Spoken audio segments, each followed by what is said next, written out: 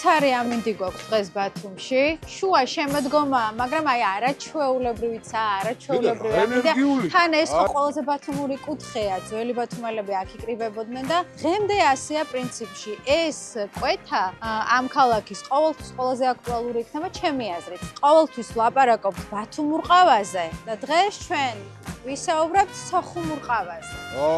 ამსეთით არსებობდა? რა თქმა უნდა, როგორც ბათუმს აქვს ყავისხმის ტრადიცია, სოხუმსაც ჰქონდა და ერთ-ერთი, ასე ვთქვათ, მთავარი ატრიბუტიკა იყო სოხუმში ყავა და ამ თემებზე ვისაუბრებთ ჩვენ, სოხუმურ ტრადიციებზე და ზოგადად სოხუმის ცხოვრებას და ყოფას გავიხსენებთ ჩემს დღევანდელ სტუმართან ერთად. ჩვენი დღევანდელი განაცხადი სტუმარია სოხუმელი, პედაგოგი და ომის ვეტერანი რეზო ოპუჯანი. მოდი, ეხა ხასიათზე, არ მაინტერესებს. გამარჯობა. გამარჯობა. როგორ ძანდებით? ძალიან კარგად, ისეთი ამინდია, რომ საოცარი ამინდია. ეს თქვენი ბათუმური ყავა. როგორღაც ამას ეხლა იმდენს ვიზამრო სოხუმურად ვაქციო.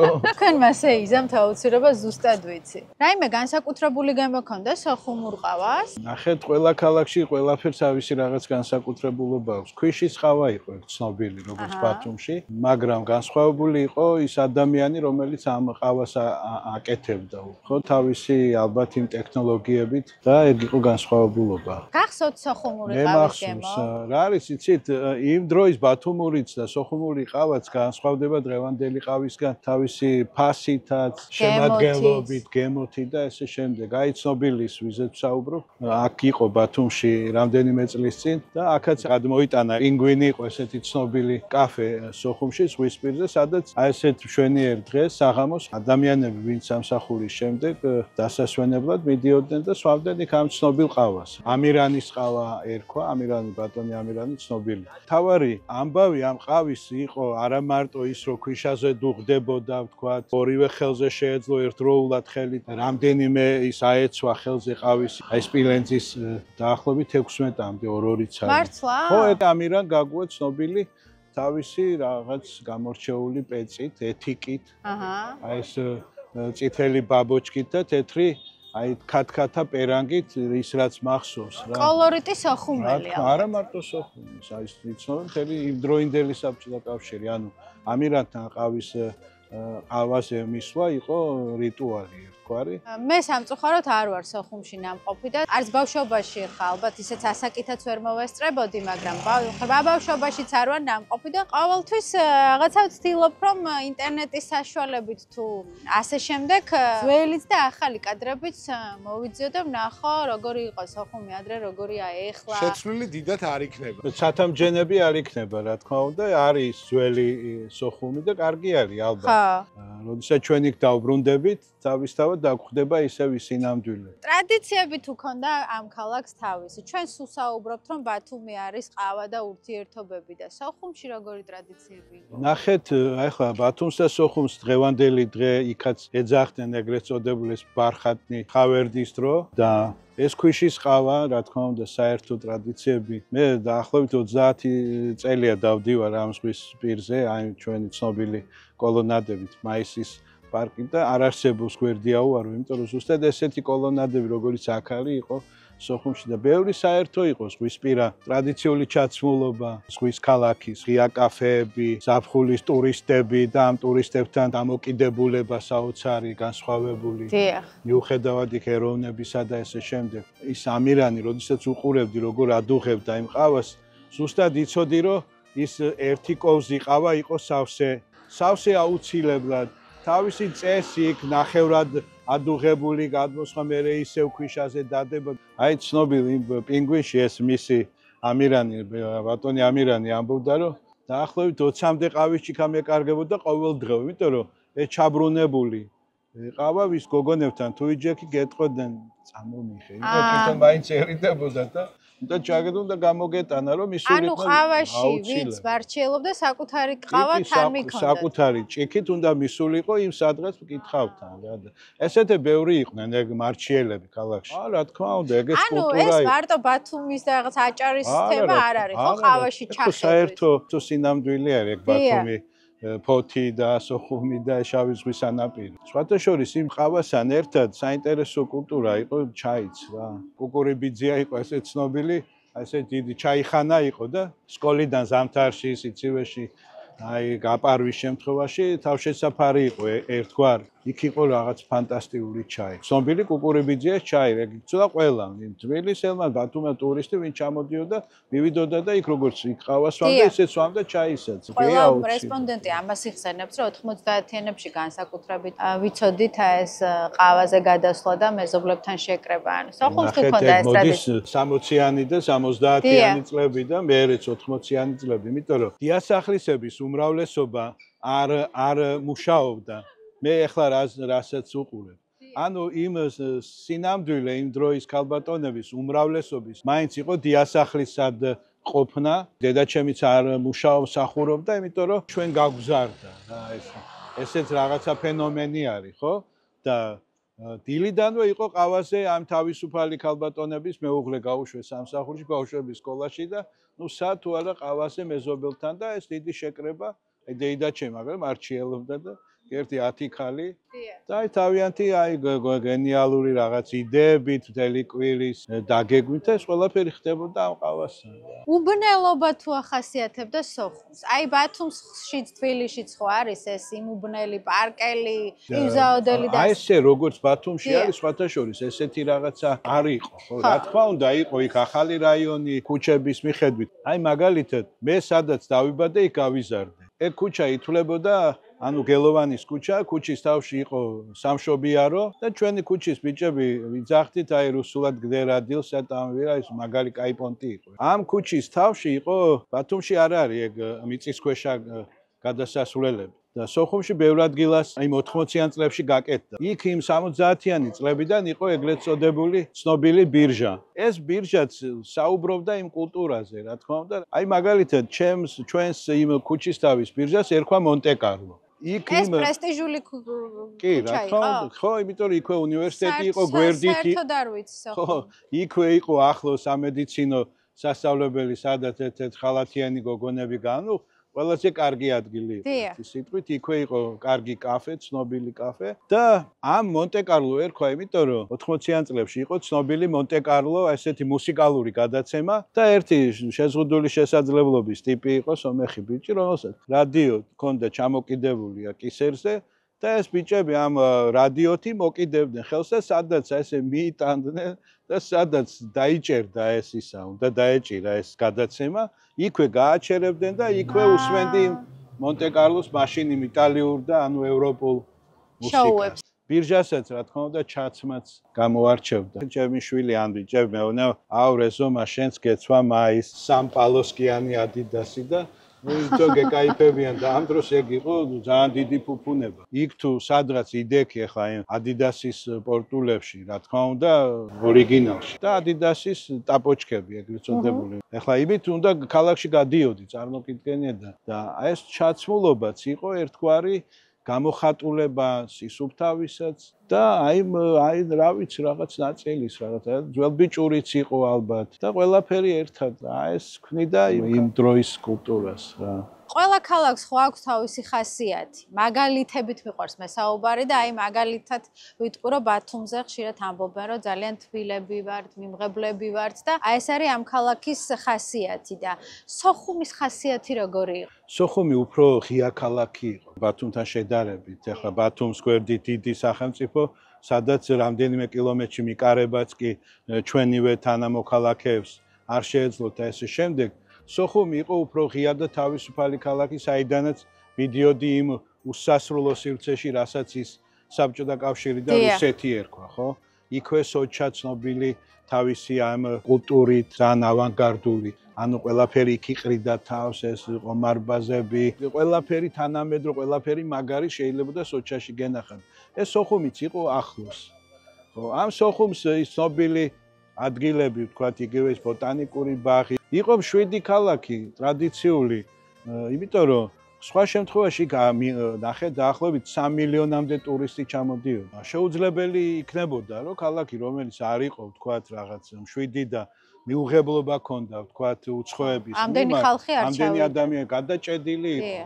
და მე არ მახსოვს რომ ვიღაცებთან ესეთი რა თქმა უნდა ვიღაცებთან უნდა გეჭხუბა დედაქალაქიდან ჩამოსულ უნდა საფხულში ერთხელ მაინც ვაჟკაცობის და მტკიცების თვალსაზრისით, მაგრამ მე ეგ იყო სამართლიანობის მეგობრობის. დანარჩენი ბუნება უფრო სოხუმი უფრო სუბტროპიკი არის. მე რო ჩამოვედი აქ ეს ხშირი წვიმები და რაღაცები მიკვირდა. ჩვენთან იშვიათად. აი მონატრებას ითი იქარწყლებთ ხოლმე. თქვენ რომ ხვდებით ყოველთვის მეორე სიტყვა არის სოხუმი.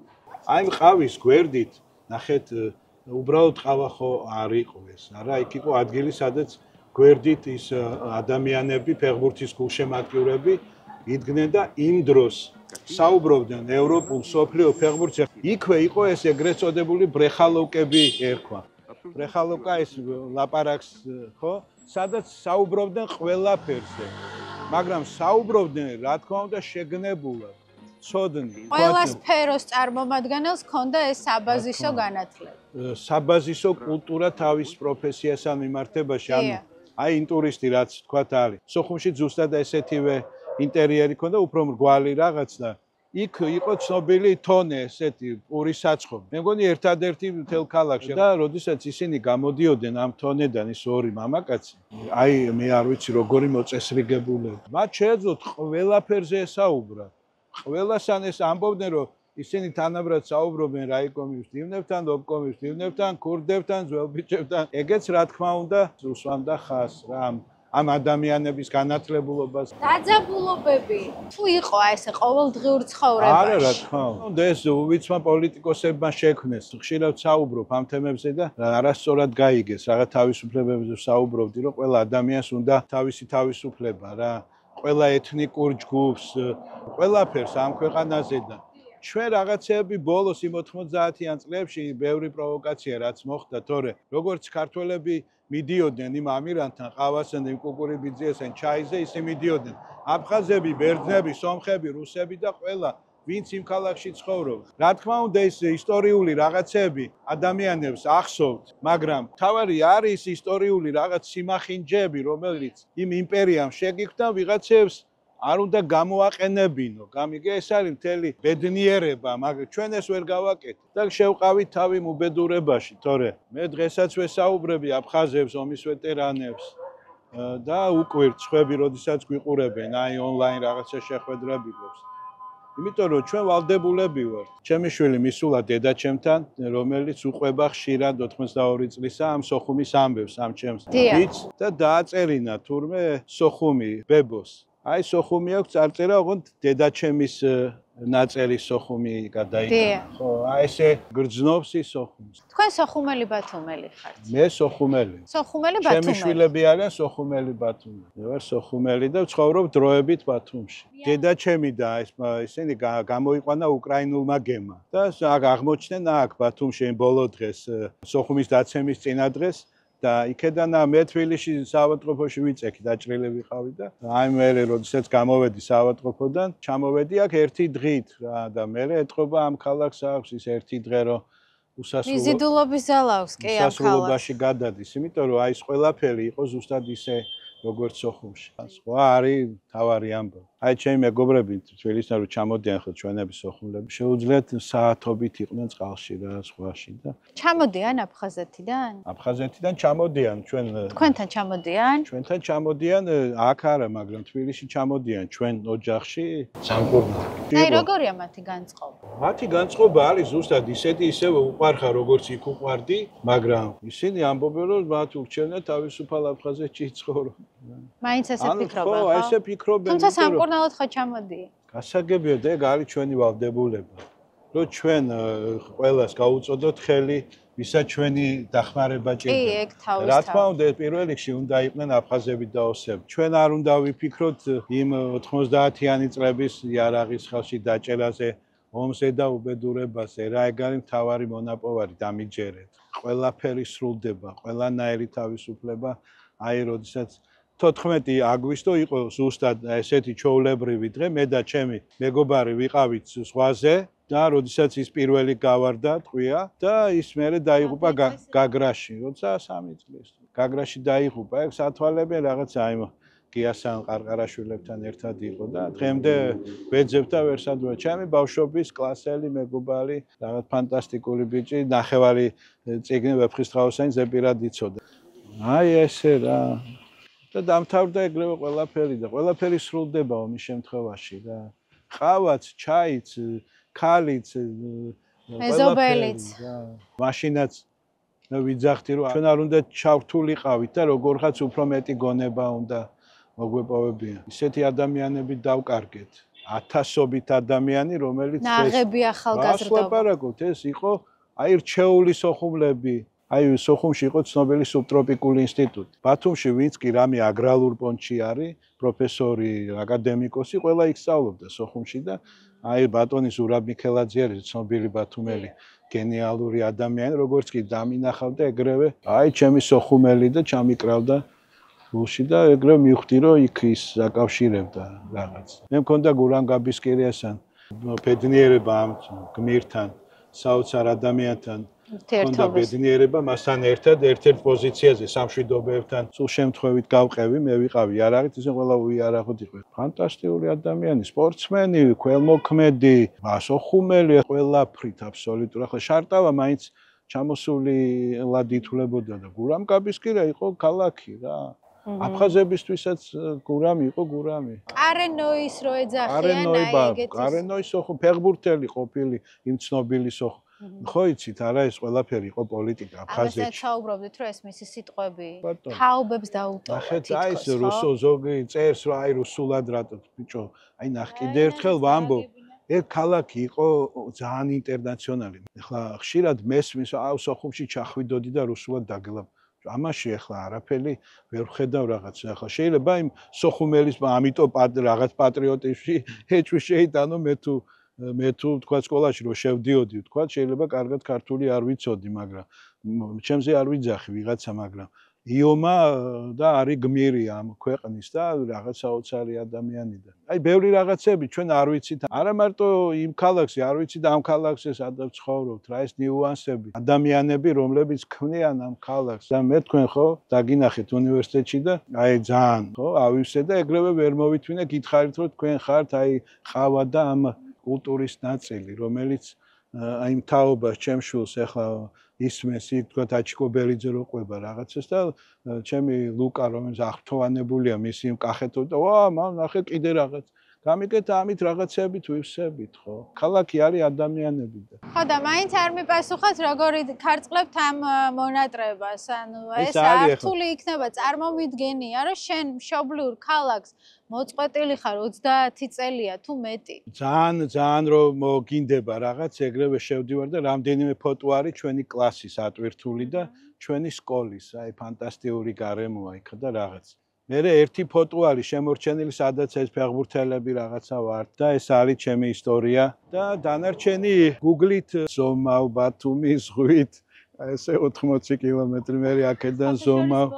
მაგრამ მე ვიცი რომ აქედან გემით და დავბრუნდეთ ალბათ არ მომწონს ხო ეხლა აქტიურად არის რეკლამა რომ ნახე შენი რაღაც ახლი და ახლდან აი ვერ შევდივარ იმ პროგრამით ცოტა ისეთი თუდად ხდებით ხო ფიქრობ რომ მართლა რაღაცა იმ ადგილამდე მივალ სუსტად და გამიტყდება რაღაც და სახუმის კულტურული ცხოვრება როგორი ცეგი თეატრი იყო ფანტასტიკა გოგი ქავთარაძემ ჩამოიყვანა მთელი დასი თავისი თბილისიდან დაახლოებით 12 ადამიანი ცეგი ყველაფერი დადგა რაც კი შეიძლება და პატარა თეატრი იყო ქართული თეატრი იყო ჩვენ და საუბედუროთ მაშინ გაიყო ეგ ქართული და აფხაზური და ცალ-ცალკე მე არ ვთვლი ამას სწორნაბიჯებად ხო ეგ იყო პირველი რაღაცა კერა კონფლიქტის საფუძველი. აი ფანტასტიკური სპექტაკლი, ყველაფერი დადგა, რა ვიცი, შექსპირი, ქართული, ყველაფერი აბსოლუტურად ყველა სპექტაკლს დავდიოდი.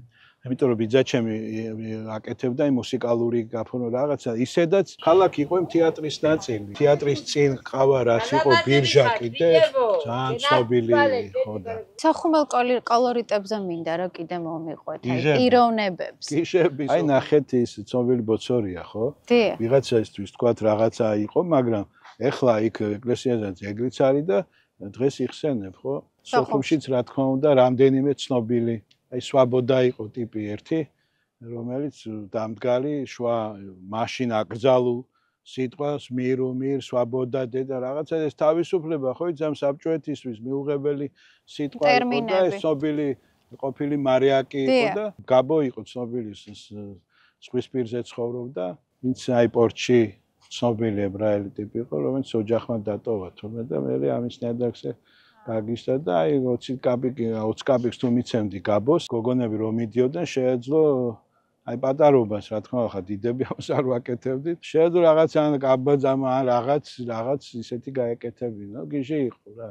მაგრამ პატივსაცემი გიჟი. ცოტა მძიმე გასახსენებელი კი არის, მაგრამ ალბათ მაინც რაღაცა მნიშვნელოვანია, რომ რაღაცა გავიხსენოთ ეს დეტალები. აი პირველად აი თქვენ თქვით, რომ თეატრი გაიყო და მაქედან დაიწყო ხო რაღაც კონფლიქტური. სიმღერის ანსამბლი გაკეთა ცალკე ქართული, ცეკვის და სიმღერის ქართული სახელმწიფო აკადემიური ანსამბლი. უნივერსიტეტი საერთოდ კატასტროფა იყო. ნახეთ გაყოფა დაიწყო. რა თქმა უნდა 80% ქართველები ვიყავით იმ უნივერსიტეტში, გავიყავით და აღმოჩნდით ქუჩაში. წარმოგიდგენიათ და აი პირველი დაძაბულობები ერთმანეთთან დამოკიდებულებებში საწყის ეტაპზე როგორ იგრძნობდა ეს რაღაცა. ნახეთ ქალაქში ხო აი ხო არის ხოლმე რომ რაღაცა აი უსიამოვნო სიჩუმე რო სუფევს ზოგჯერ ქალაქში. აი ეს უსტად მოხდა 9 აპრილამდე ეს 99-98 წელი, როდესაც ჩვენ დავიწყეთ ფიქრი ამ დამოუკიდებლობაზე და გაჩნდა საშუალება რომ გაჩნდა რაღაცა კონტურები რომ ჩვენ დამოუკიდებელი სახელმწიფო ხართ და უცებ მოხდა ისე რომ თავისუფლ გამოვაცხადეთ ეგ დამოუკიდებლობა რაღაცა. საქმე ის არის რომ ამ აფხაზებმა და დანარჩენებმა ყველამ ჩათვალეს რომ ეს ჩვენი დამოუკიდებლობა მაგათ რაღაცას ემუქრებოდა და ამიტომ გადგნენ სხვაგან. ჩვენც ალბათ ჩვენს პოლიტიკოსებს ქართველებს არ გვეყო რაღაც ჭკუა რომ სხვანაირად დაგველაგებინა მათთან ურთიერთობა. გონივრულად. დიახ და ყველანაირ პროვოკაციაზე წამოვეგეთ ის იგივე ჯარის შეყვანა და რაღაცები იყო ჩემი აზრით დანაშაული რა. და როდესაც სადღაც იარაღის ჟღარუნი ისმის, ყველას რაღაცა შიშის განცდა აქვს, ხო? და ქალაქში იყო ჩვეულებრივი გარემო, მაგრამ დაძაბული რაღაცები რა თქმა უნდა იმჩნეოდა. ეხლა როდესაც ცალკე უნივერსიტეტი ხარ, ერთად ლექციაზე იჯექი და ეხლა ცალკე ხარ ერთად მღეროდი და ეხლა ცალკე რეპეტიცია გაქვს, თეატრი ქონდა ცალკე რეპეტიციობდა რაღაც, ამასაც ის უხილავი ხელი აკეთებდა, ხო? რომელიც არც ქართულს ეკითხებოდა და არც აფხაზს, ამის თქმა მინდა. ის აკეთებდა ის უხილავი ხელი და როცა უნდოდა მაშინ ჩაარტყამდა იმ ქართულსაც და არტყამს დღეს აფხაზსაც. ეს რაღაცები დაგვავიწყა ჩვენ ამ საბჭოთა იმ უხილავმა იმ ხელმა, რომელსაც უნდოდა რომ ჩვენ ერთმანეთის სისხლი დაგვეხვარა რა. და უნდა დღემდე რომ ვღაროთ ეგ სისხლი ერთმანეთის არა მარტო ქართველებმა, ქართველების და მე აფხაზებმა, ოსებმა, ჩვენ და არაფერი არ გვაქვს გასაყოფი. რაღაც დონეზე რა თქმა უნდა ეგ იყო ეს დაძაბულობა, მაგრამ მოლოდინი ომის ნამდვილად მე არ მქონდა პირადად. ეხლა მე კიდევ ერთხელ ამ სტუდენტი ვიყავი, ყველაფრის თანამონაწილე, მეც ვიჯექი იმ თეატრის წინ იმ გაფიცვა რაღაცებზე, მაგრამ ეგ ჩემი პროტესტი არ იყო აფხაზების მიმართული, გამიგეთ? ზუსტად ვიცოდი რომ ამას იმპერიული რაღაცები აკეთებ. ომის დროსაც, როდესაც იმ იარაღით ხელში ვიდექ ჩემთვის წარმოუდგენელი ამბავი იყო. ეს ავტომატი და იარაღი და რაღაც, იმიტომ რომ აი აბსოლუტურად სხვა ფასეულობებზე ვიზრდებოდი. ჯარშიც სამყოფი არ ვიყავი. ჩვენ გლოვობთ 27 სექტემბერს ოხუმის დაცემა ათასობი ჩვენი ბიჭები, ძმები რაღაც, ისინი გლოვობენ იმ თავიან რამდენიმე 1000 დაღუპულს. ჩვენ ვიძახით რომ ძმები ვართ, იმათ ამ ძმობის არ ესვით და ესე გაურკვევლობაში ვართ და აი რამ უნდა გაგვაერთიანოს. რა არის რამაც უნდა რითაც უნდა გავერთიანდეთ. არის განათლება, ხო? ყველგან წერია, რომ ის აფხაზები იყვნენ მედროშეები ქართულ ისტორიაში, კაცო, საოცარი მებრძოლები, ქართველ მეფეს გვერდში ედგნენ. ეხლა შენ უკუღმა წერ, ამ იგონებ რაღაცეებს, კაცო და.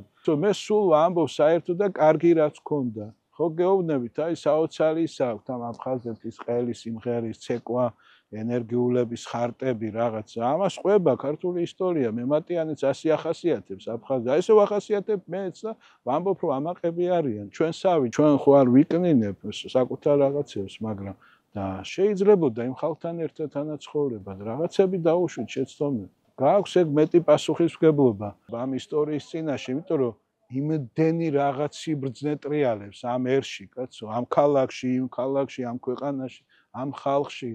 ისინი ხო ვიღაც მოსულები ხო არ აშენებდნენ, ხო არ წერდნენ ამ ვეფხისტყაოსანს და ბიჭო უცებ ავტომატს მაჭერინებ ხელში და მეუბნები რომ რა თავისუფლებისთვის, რა თავისუფლებისთვის, კაცო.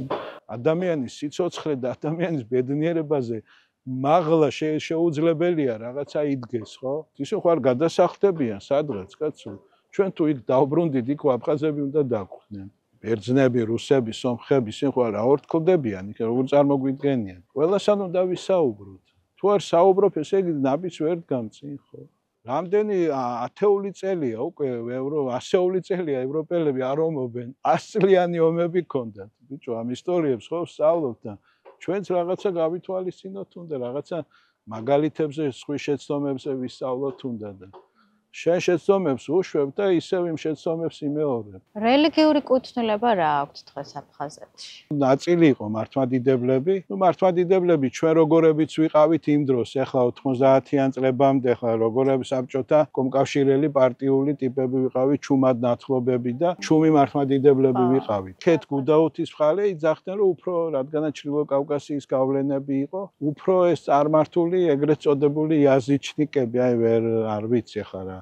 ვერ ვიხსენებ რა როგორ არის ეს ქართული. მუსულმანები? არ იყო, მე არასდროს არ მინახავს არც ერთი მეჩეთი, სალოცავი აფხაზეთის ტერიტორიაზე. ახლა მე როგორც ვიცი არის რამდენიმე აშენდა, იმიტომ რომ ჩრდილო კავკასიელების ცხოვრება მიქა, აუცილებელი გახადა, ახლა თუ კი ცხოვრობს მუსლიმითები, რა თქმა უნდა, აუცილებელია რომ მათ თავიანთი სალოცავი ჰქონდეთ. რელიგიური საფუძველი, რა თქმა უნდა, არანაირად და არა ისე მაინტერესა. ხო, არავითარ შემთხვევაში არ იყო და. აი, რით შეიძლება რომ მოვხიბლოთ? როგორ? ჩვენ სოხუმლები, რომლებმაც ხელში იარაღი დავიჭირეთ, რომ ჩვენ ვიცავდით ჩვენს ოჯახებს. ვიცავდით ჩვენ ოჯახებს და არ ვიცავდით ამ ოჯახებს აფხაზებისგან, ვიცავდით აი ამ რუსული დიდი აგრესიისგან, რაც საუკუნეები ამ ჩვენ სახელმწიფოს აწუხებდა რა. მათი გადმოსახედიდან ისინი მიდიან ამ დამოუკიდებლობისკენ და ამბობენ, რომ ამას წლები დაჭირდება, მაგრამ ჩვენ გვირჩევნია, რომ ჩვენი რაღაც. ჩვენ ვეუბნებით, რომ ჩვენთან ერთად თქვენ უფრო მეტად დამოუკიდებლები იქნებით, უფრო განვითარდებით, ეს ესეც არის. იმ საბჭოთა ეპოქაში თუ კი რაღაც კუთხით მეუდგებით, ახლა ყველაზე მეტი ვთქვათ იმ ავტონომიებზე თუ კი ვისაუბრებთ, არანორმალური ამაზე საუბარი, მაგრამ მათ ბევრი უპირატესობა ჰქონდათ რა, როგორც ეთნიკურ ჯგუფს, ვთქვათ, როგორც ერს, არაფერში ხელი არ ეშლებოდა. ამაში რა თქმა უნდა ის რუსული საბჭოთა ხელი ჩარეული იყო, მაგრამ განვითარების დიდი საშუალება ჰქონდათ. ყველაფერი უნივერსიტეტები, ეს მუსიკა, კულტურა, რაღაცები უმაღლეს დონეზე. ხო, ძალიან რთული ამ ტალღის შეცვლა. ახლანდელი თაობაც, რომელმაც დაიჯერა მისი მამის და ბაბუის იმ ბრძოლის და ისინი გვირები არიან. კიდე ერთხელ ვამბობ, მე-19 საუკუნის ის იმამი, როდესაც ამბობს, რომ ჩვენი მზე საქართველოსდან ამოდიოდაო და დღეს ყველა კავკასიელი იმ ომში შენ წინააღმდეგ იყო. ხომ და დაფიქრდე რაღაცა არასწორად ხდება, ხო, რაღაცას ან ჩვენ ვაკეთებთ არასწორად, ისინიც არასწორად აკეთებენ და ანუ ამ ძმებში აღმოჩნდა ის, რომ ყველა გვებრძოდა იმ ჩრდილოეთ კავკასიელი აფხაზეთის ომში. იმიტომ რომ აი ეს უხილავი ხელი აკეთებდა ამას და ზუსტად ეგ არის სიბრძნე, რომ ამოიცნო. რომ იმ ხელს არ მიცეს საშუალება რომ მართოს, გმართოს. პატრიოტიზმი მარტო თავგანწირვა ხო? არავითარ შემთხვევაში. პატრიოტიზმი ხო სიბრძნესაც გულისხმობს. პირველ რიგში, რა თქმა უნდა, კიდე ერთხელ ვამბობ, სიცოცხლე არის მთავარი. წარმომიდგენია ჟიული შარტავასთან, იგივე გურამ გაბისკირიასთან და იმ გმირებთან ერთად, ჩემი მეგობრები ათეულობით, ჩემი ქუჩის პარალელური ქუჩის დაახლოებით 30 ჩემი თაობის ბიჭი, რომელიც აღუპული არის. თქვენი როგორც სოხუმელის აღქმა, მიდგომა, დამოკიდებულება ამ წლებთან ერთად შეიცვალა ან სხვანაირად ფორმირდა? არაფერი არ რა უნდა შეიცვალოს. ეხლა მე აღირებულებებითაც გავიზარდე, იმით ვცხოვრობ, რა თქმა უნდა აღიარებ ამ შეცდომებს, კაცო, პირველ რიგში შენ უნდა აღიარო, მაგრამ ნახეთ, არის შეცდომა და არის დანაშაული. ჩვენ მე ვფიქრობ ქართველებს არ ჩაგვიდენია დანაშაული. ისეთი როგორებიც ბევრმა ჩაიდინა ამ ომებში ქართველების წინააღმდეგ. ის ეთნიკური ის გენოციდი მართლა რაც დამართეს იქ ხალხს, ხო, ძალიან ბევრს ახლა. იგივე ის გაგრის ამბები, სოხუმის აღების შემდეგ და ესე შემდეგ. მსგავსი რამ არსად არასდროს ქართველებს არ გაუკეთებიათ. ეს მათ სინდისი არის. და ისტორია მათ თავის დროზე, რა თქმა უნდა, ყველას მოკითხავს ამას და შეიძლება ეგ არ ვიცი, ეგ ლაქა ხო, მოიცილო, მაგრამ სასამართლოს გვიწყობს ცხოვრება ყოველდღიურად, რა, თუ რაღაცა დავაშავეთ ამ დანაშაულისთვისაც ვაგებთ რაღაც პასუხს ალბათ ჩვენი ყოფი, ჯანმრთელობით, მდგომარეობით, რაღაცას გონია რომ რაღაცა დევნილს რო სადღაც დაასახლებ, ეხლა ეს არის მისი მთავარი ოცნება რა, რომ იქ ეს გეტოებივით დასახლებები რო იქნება, დევნილთა დასახლება იმის და ბიჭო, აი როგორ შეიძლება ეს ერთი და იგივე სოციალური და თქვა რაღაცა მდგომარეობის ადამიანები აცხოვრო ერთად, კაცო, სახლები აუშენო, საიდან მოდით, ეგ იდეები, გიჟდები. შეიძლება ეს ყველა სოციალურად დაუცველი ერთ სახლში ცხოვრობდეს და იმ დევნილთა სახლების ცალკე შენება და რაღაც დასახლებების გაკეთება. მართულია ეხა ესე ყველა ცალ-ცალკე არ უნდა გაანაწილო. გააკეთო, ეგ თავმოყვარე ხარ, რას ნიშნავს ეხლა, ბიჭო, აი რაღაცა ის იმით უნდა ვიარო ბარე. ხო, იმდენი მილიონი სახლი შენდება, ეგ რაღაცა შეიძლება 5-10 ბინები გაუნაწილო, მაგრამ შეიძლება ახლა გაუსწორდება, ვიღა ყველა სოციალურად დაუცველთან იზრდებოდა შენი შვილი? ბატარეზა, არ მინდოდა რაღაცა მაინც ეს ძიმე საუბარი გამოგხსოვდა, მაგრამ წარმოუდგენელია, ხო. ამ თემაზე ისაუბრო გაიხსენა სოხუმი და რითაც დავიწყეთ. ესეთივე ამინდია დღეს სოხუმში. ერებას ვინც იმ ქალაქში დღეს ხო. ამინდის პროგნოზს? რა თქმა უნდა. მართლა? ხო, პირველი, აბა, მაინც იყური იქ. ამბავი ჩემთან ახლოს იყო საფთან ეგრეთ წოდებული ინსტანცია, საიდანაც უშვებდნენ მაშინ დიდ ბუშტებს და ამბობდნენ რადიო იყო თუ რაღაცა გამოკიდებული და საში იკარგებოდა. ჩემთან იყო საფთან ახლოს რა, ის კვლევითი რა. იმას რომ გაუშვებ ჩვენი ბავშვობის თავარი ამბავი იყო, ოპა, ბუშტი წავიდა და ველოდებოდით როდის დაიკარგებოდა ეგ ბუშტი და აი დაიკარგა და ის გადმოცემდა ამინც. სხვათა შორის ჩვენები გოგონები ვინც იქ მუშაობდა, შიშრები ვინც აი ხო და თუ რაღაცა პროგნოზს მოამბე აცხადებს რომ დღეს არის სოხუმში ვთქვათ წვიმა. ვინ არის იქ მორიგე დღეს? ის ლიკა. ой, ლიკა გავითაც არ გავიდო და იმას არ შეხედავ და ესე იგი წვიმა არა პირიქით ზე იქნება, ანუ არავინ არ იჯერებდა ამ პროგნოზს რა. სიყვარულის ქალაქი იყო სოხუმი? რა თქმა უნდა, სიყვარულის. ყველა ზღვის ქალაქი სიყვარული. ზღვას მოაქვს ერთ თავის ტალღები. ენერგია. შეუძლებელია სიყვარულის არ იყოს და იომო იმ ქალაქისთვის ან დაიღუპო იმ ქალაქისთვის, ხო? იბრძვი ამ თავისუფლებისთვის და ამ სიყვარულისთვის და ჩვენც და აფხაზებიც ვიბრძოდით ჩვენი აზრით ამ სიყვარულისთვის. ერთ დროს ეგ სიყვარული გვაერთიანებდა, მე ამ სიყვარულმა გავყო. ხო და რა ვიცი, აბა ერთ დროს ალბათ ისევ გავერთიანდებით ამ სიყვარული გადაგვარჩინე.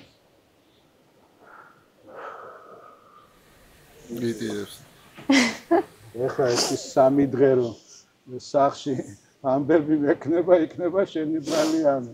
სულ მათხოვენ რომ დავიწყებ რაღაცებს სახში, მე ბრაზდები რაღაცებზე და ხდებიან რომ რაღაც სოხუმთან შეხება მქონდა. ჩვენ ისე უნდა გაგვაერთიანოს ამ ისვა მოსვლებმა რა. მე კიდე ერთხელ ვამბობ, ამ ქალაქს აქვს ნიჭი ჩემი აზრით, რომ ამ ქართულ აფხაზურ ამბებში ითამაშოს ძალიან დიდი როლი რა. აი ეს თავისი ბათუმელი და აჭარაში მცხოვრები აფხაზები. ეს არის დიდი ღმერთის საჩუქარი. ამაში ჭკუას ჩავდებ და გამოვიყენებ. ეგ იქნება ერთ-ერთი გაერთიანების ჩვენი ძალიან დიდი ნაბიჯი რა, დამიჯერებ. და დაანახო რომ სხვა ხალხი ვარ, სხვა რაღაცები და შეგვიძლია მათთან ერთად. ძალიან დიდი მადლობა. ესე იგი სოხუმი მივიყვანე. უიმე. არ გეხარა ის. ბოდიში რომ ბიჭო, ღიზიანდებიან ჩვენები რა. ბევრი როცა საუბრობ ამ რაღაცებზე, ღიად რაღაცები უნდა აღიაროთ. შეუძლება ისინი რო არა გავიგე, მაგრამ ჩვენ უნდა დავიწყოთ ეგ. მე ვამბობ, ჩვენ გვაქვს მეტი პასუხისმგებლობა. ყველა კუთხით, ისტორიულადაც და ისედაც. ხო, ჩვენ გვაქვს და შენ უნდა დაიწყოს რაღაცების აღიარება, ბიჭო, უნდა გადახაზო, გადაშალო და რაღაცებზე უნდა თქვა, ხო, შეუძლებელია.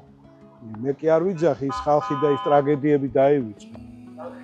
10 კაცი არისო, შარტავა საფლავთან, ბიჭო, არც მოსწავლე, არც მასწავლებელი, არც სტუდენტი, არც ის 10 კაცი. თავრობა მიდის, თავმჯდომარე მიდის, ქალაქი მერი მიდის, კანდიდატები მიდიან, პოლიტიკოსები მიდიან და ახალგაზრდები არ მიდის. როგორ არც იცის ეგ შარტავას, ძეგლი კი არა, შარტავა ვინ არის, ხო და იძახი რომ საქართველოს დამოუკიდებლობის აი ეს მებრძოლი ხარ, ბიჭო. შარტავას ძეგლთან იმ დღეს უნდა იყოს მთელი ქვეყანა მისული. ამით მაინც შეიძლება ხო ყვავილი არ მიიტანო და რაღაც, მაგრამ აი ესე ხელჩაკიდებული უნდა მიდიოდეს ბაღიდან ძიძები თავიანთ მასწავლებლებთან ერთად. აი ამ მაშინ ხო ებანაც უნდა დაკინახო, ბიჭო არ ხდება. მართლა ძალიან დიდი მადლობა. არა, ეს